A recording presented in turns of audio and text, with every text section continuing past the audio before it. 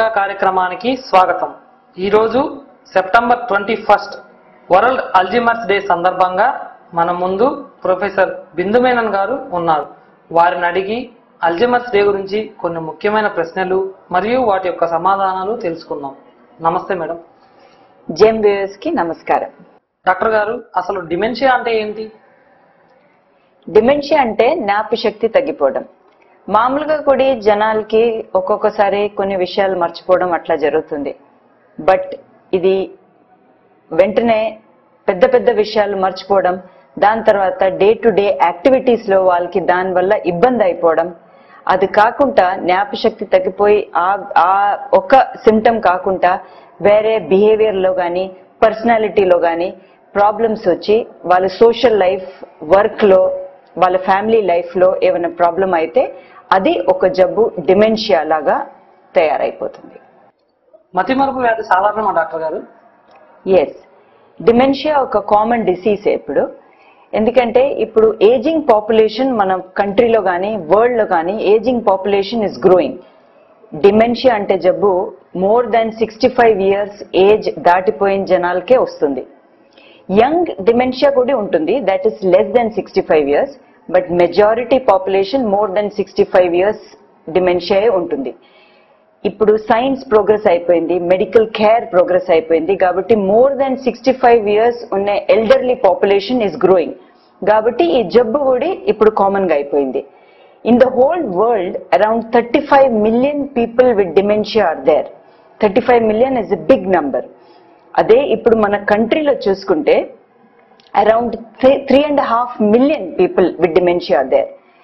ఈ సెన్సస్ ప్రకారంగా WHO, that is the world health organization, వాళ్ళు ఏం ప్రిడిక్ట్ చేశారంటే ఇన్ 2030, దట్ ఈస్ 2030 లో ఇది డబుల్ అయిపోతుంది ఈ number, and in 2050 it will be tripled, that is 3 times.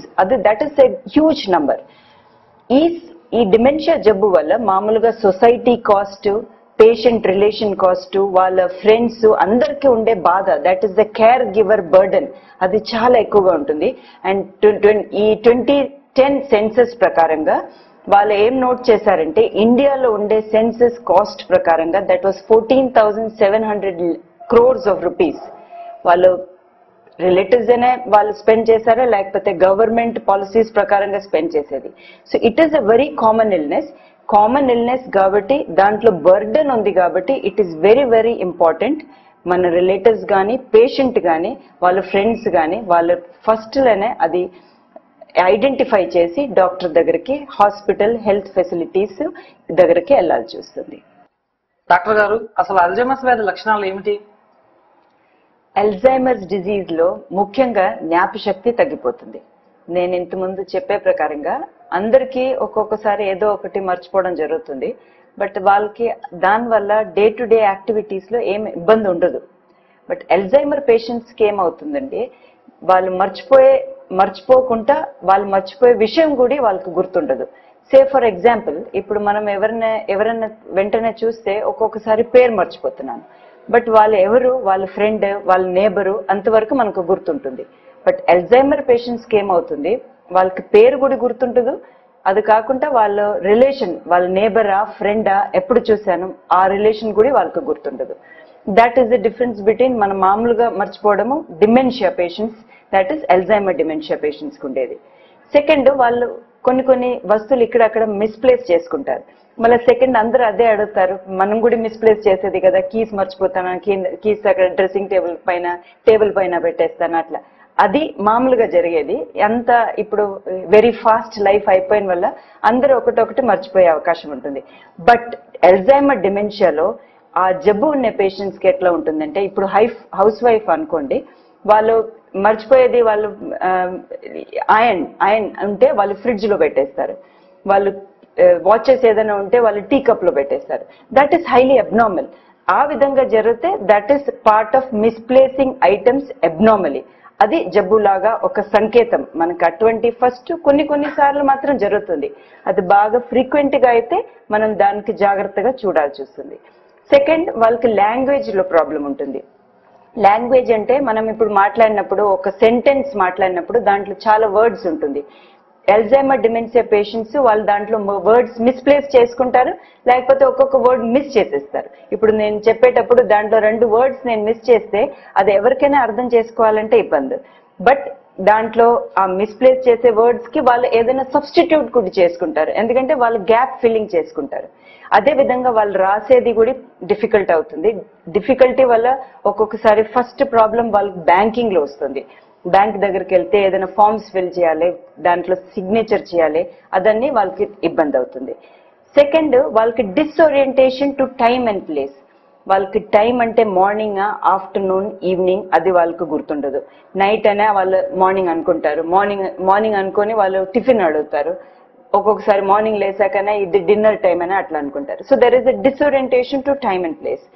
ముఖ్యంగా వాళ్ళకి ఇంకా ఏమవుతుందంటే వాళ్ళ రూమ్ లో ఈ రూమ్ ఎక్కడ, డ్రెస్సింగ్ రూమ్ ఎక్కడ, డైనింగ్ రూమ్ ఎక్కడ, బాత్రూమ్ ఎక్కడ అది కూడా మర్చిపోతారు. That is డిస్ఓరియంటేషన్ to place.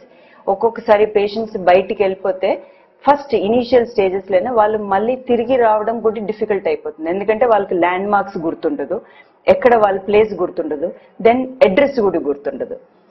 ఇది కాకుండా ఒక్కొక్కసారి ఇదన్నీ న్యూరలాజికల్ సిమ్టమ్స్ గా కనిపిస్తుంది. ఒక్కొక్కసారి సైకాట్రీ లాగా కూడా పేషెంట్స్ కి ఫస్ట్ సిమ్టమ్స్ ఉండొచ్చు. దాంట్లో మూడ్ అండ్ బిహేవియర్. పేషెంట్స్ మామూలుగా మాట్లాడిన పేషెంట్స్ కూడా సడన్ గా వాళ్ళ మూడ్ చేంజ్ అయిపోతుంది. ఒక్కొక్కసారి హ్యాపీగా అందరితో కలిసి అందరితో మాట్లాడితే సడన్ గా దే విల్ గెట్ యాంగ్రీ, వాళ్ళు కోపంగా మాట్లాడతారు. ఆ విధంగా చేంజ్ అయిపోతుంది. సడన్ గా మళ్ళా అదే విధంగా నార్మల్ గా అయిపోవచ్చు. పర్సనాలిటీలో చేంజెస్ వచ్చేస్తుంది. పర్సనాలిటీ అంటే మూడ్ డల్ గా, ఒక్కొక్కసారి 4 to 5 hours కంటిన్యూస్ గా టీవీ చూడటం, మళ్ళీ అడిగితే టీవీలో ఏం చూసారో వాళ్ళకు గుర్తుండదు. 24 hours నిద్రపోవడం, నిద్రపోతుంది అలాగా అడిగితే నిద్ర ఏం పోవటం లేదు, మాకు నిద్రే రావటం లేదు, ఆ విధంగా. ఇంకా ఫ్యామిలీ కాంటాక్ట్స్ లో కూడా. ఇంకా జడ్జ్మెంట్, వాళ్ళకి జడ్జ్మెంట్ అండ్ అబ్స్ట్రాక్ట్ థింకింగ్ చెప్పేది, దాంట్లో కూడా ప్రాబ్లం అయిపోతుంది. దాంట్లోనే ట్రాన్సాక్షన్స్ లో ప్రాబ్లం ఉండేది. సో ఇనీషియల్ ఏమవుతుంది, వాళ్ళ ఫ్యామిలీ మెంబర్స్ ఏమంటే 65 years పైన he is the most wise person in the family, కాబట్టి అన్ని డిసిషన్స్ ఆ మెంబరే తీసుకునేది ఇంతవరకు. స్లోగా అవుతుందంటే కొన్ని డిఫరెన్సెస్ కనిపిస్తుంది. వాళ్ళు జడ్జ్మెంట్ చేయలేకపోతుంది మానిటరీ మ్యాటర్స్ లో. ఇప్పుడు బయటికి వెళ్ళి ఏదైనా వస్తువులు తీసుకొని రావాలంటే వాళ్ళు 10 rupees ఇచ్చేసి ఇంకా 20 rupees ఇచ్చేసి ఏదో ప్రాబ్లమ్స్ జరుగుతుంది. They are all initial stages. ఇదన్నీ మనం చెప్పేది ఒక పేషెంట్ కి అన్ని ఉండదు, ఏదో ఒకటి సిమ్టమ్ ఒక పేషెంట్ కి ఉంటుంది, అందరికి డిఫరెంట్ గానే ఉంటుంది. ఒక్కొక్కకి ఇట్లా మూడ్ బిహేవియర్ చేంజెస్ మాత్రం ఉండొచ్చు, ఒక్కొక్క నేమింగ్ ప్రాబ్లం మాత్రం ఉండొచ్చు, ఫస్ట్ నేమ్ మాత్రం మర్చిపోవడం. ఇది అన్ని చెప్పేది అన్ని ఏదైనా ఉంటే కూడా వాళ్ళు డిమెన్షియా పేషెంట్స్ కాదు. అలాగా ఏమైనా ప్రాబ్లం ఉంటే, అలాగా మనకి ఏదైనా డౌట్ ఉంటే మనం వెంటనే డాక్టర్ దగ్గరికి వెళ్లాల్సి వస్తుంది. దే విల్ ఎగ్జామిన్, వాళ్ళ దగ్గర కొన్ని టూల్స్ ఉంటుంది, మినీ మెంటల్ స్టేట్ ఎగ్జామినేషన్, అట్లా 30 questions ఉంటుంది. దాంట్లో వాళ్ళు అడిగి ఆ క్వశ్చనర్ లో ఎంత మార్క్స్, లైక్ అన్ ఎగ్జామ్, ఎంత మార్క్స్ ఆ పేషెంట్స్ కి వస్తుంది అలాగా కనుక్కొని పేషెంట్ కి డెమెన్షియా జబ్బు ఉందా లేదా దే విల్ డిసైడ్. డాక్టర్ గారు, అసలు అల్జైమర్స్ వ్యాధి ఎవరికైనా ఎందుకు వస్తుంది? Alzheimer's dementia or Alzheimer disease brain లో ఉండే న్యూరాన్స్ కానీ సెల్స్ ష్రింక్ అయిపోయి వాళ్ళు చిన్న సైజ్ అయిపోయి తగ్గిపోతే అట్లా వస్తుంది. మామూలుగా ఎవరికైనా పాస్ట్ 65-70 years లో బ్రెయిన్ ష్రింక్ అయిపోయే అవకాశం, కొన్ని చోట్ల సెల్స్ తగ్గిపోయే అవకాశం ఉంటుంది. బట్ అన్యాచురల్ గా స్పీడ్ గా ఆ సెల్స్ తగ్గిపోతే అల్జైమర్ డిమెన్షియా వస్తుంది. ఇది ఒక మోడల్ బ్రెయిన్ ది. ఇది right and the left side of the brain. దాంట్లో ఇది ఫ్రంటల్, ఇది టెంపోరల్, ఇది పెరైటల్, ఇది ఆక్సిపిటల్. అన్ని భాగంకి ఒక్కొక్క పార్ట్ ఆఫ్ ద బ్రెయిన్ కి ఒక్కొక్క ఫంక్షన్ ఉంటుంది. ఫ్రంటల్ లోబ్ మన ప్రవర్తనం, పర్సనాలిటీకి, టెంపోరల్ లోబ్ మన జ్ఞాపశక్తికి, పెరైటల్ లోబ్ మనం ఎక్కడ ఉన్నానో, ఎక్కడ వెళ్ళాలి, ఈ ప్లేస్ ఎక్కడ అదని, occipital lobe for a vision మనం చూపుకి. ఆ భాగంలో ఏదైనా స్ట్రోక్ వచ్చేస్తే మనం చూపు తగ్గిపోతుంది. ఇంకా కొన్ని చిన్న మెథడ్ కూడా ఉంటుంది. దాంట్లో కొన్ని functions like respiration, autonomic function, heart beat functions అన్ని ఉంటుంది. దీంట్లో ఏమవుతుంది, అల్జైమర్ డిజీజ్ లో టెంపరోపెరైటల్ ఈ భాగంలో సెల్స్, ఈ భాగం ది సెల్సే స్లోగా ష్రింక్ అయిపోయి తగ్గిపోతుంది. ఫస్ట్ వన్ సైడ్ లో ఉంటుంది, ఫస్ట్ కొన్ని చోట్ల మాత్రం ఉంటుంది. ఫస్ట్ స్లోగా ఉండేటప్పుడు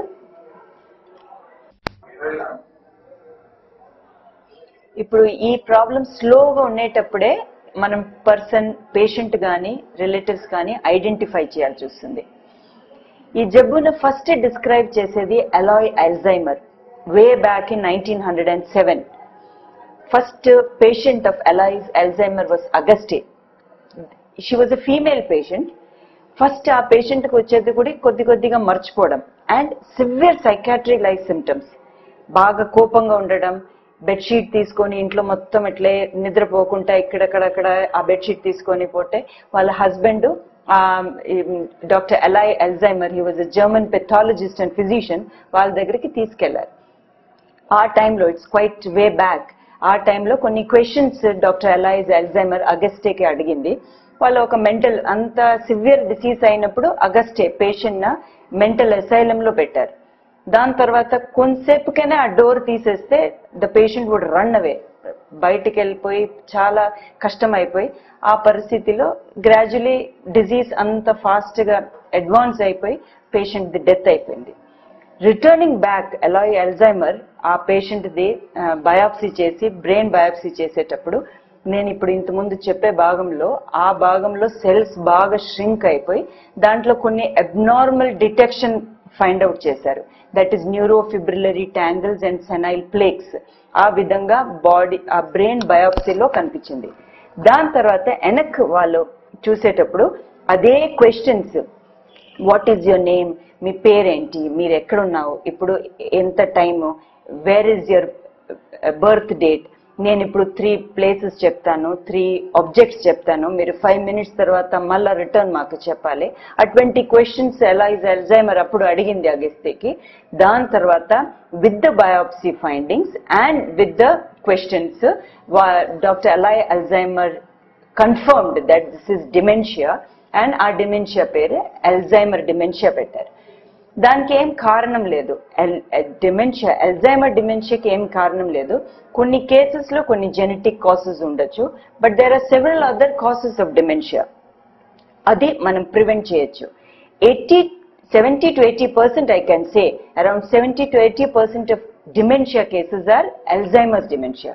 But around 10 to 20% cases of dementia treatable గా ఉంటుంది. దాంట్లో ఫస్ట్ హెడ్ ఇంజరీ.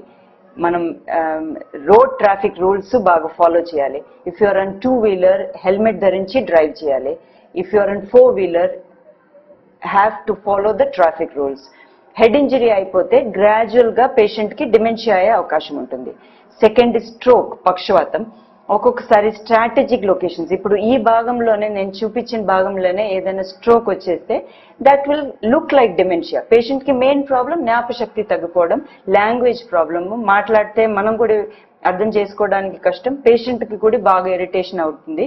దాని ప్రకారంగా వాళ్ళ పర్సనాలిటీ, బిహేవియర్, మూడ్ అన్ని చేంజ్ అవుతుంది. So prevent stroke, prevent dementia. Stroke prevent చేయాలంటే ప్రివెంట్ డయాబెటీస్ మెలైటిస్, షుగర్స్ ఎక్కువ కాకుండా చూడాలి, బీపీ ఎక్కువ రాకుండా చూడాలి, స్మోకింగ్, ఆల్కహాల్ ఇటువంటి హ్యాబిట్స్ స్టాప్ చేయాలి, కొలెస్ట్రాల్ ఉన్న పదార్థాలు, హై ఫ్యాటీ ఫుడ్ ఉన్న పదార్థాలు తగ్గించుకోవాలి, have a healthy life style. దాంట్లో 20 minutes at least 5 days in a week 20 minutes exercise ఉండాలి. ఆహారంలో ఫ్రూట్స్, వెజిటబుల్స్, లో ఫ్యాట్ డయట్ ఉండాలి. And eat healthy and think healthy. అటువంటి ఇంకా కొన్ని న్యూట్రిషనల్ డెఫిషియన్సీ వల్ల కూడా డిమెన్షియా వస్తుంది. దాంట్లో ముఖ్యంగా విటమిన్ బి, దాంట్లో vitamin B12 and vitamin B1.